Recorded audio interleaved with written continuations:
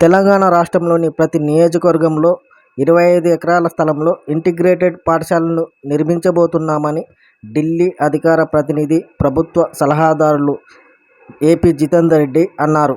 ప్రజాపాలన దినోత్సవంలో భాగంగా జోగులాంబ గద్వాల జిల్లా కేంద్రంలోని కలెక్టర్ కార్యాలయం ఆవరణలో ఆయన జెండాను ఆవిష్కరించారు. అంతకుముందు పోలీస్ గౌరవవందనాన్ని స్వీకరించారు.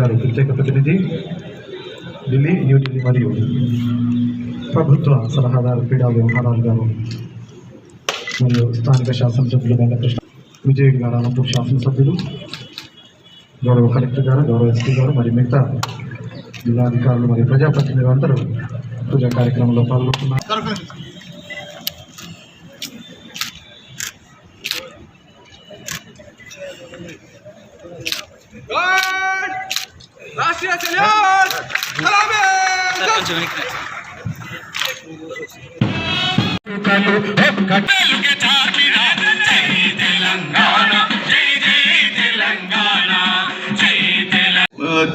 తెరిచిన రోజునే పిల్లలకందరికీ యూనిఫామ్లు, పాఠ్య పుస్తకాలు అందజేశాం. అమ్మ ఆదర్శ పాఠశాల కమిటీల ద్వారా మౌలిక వసతులు కల్పిస్తాం.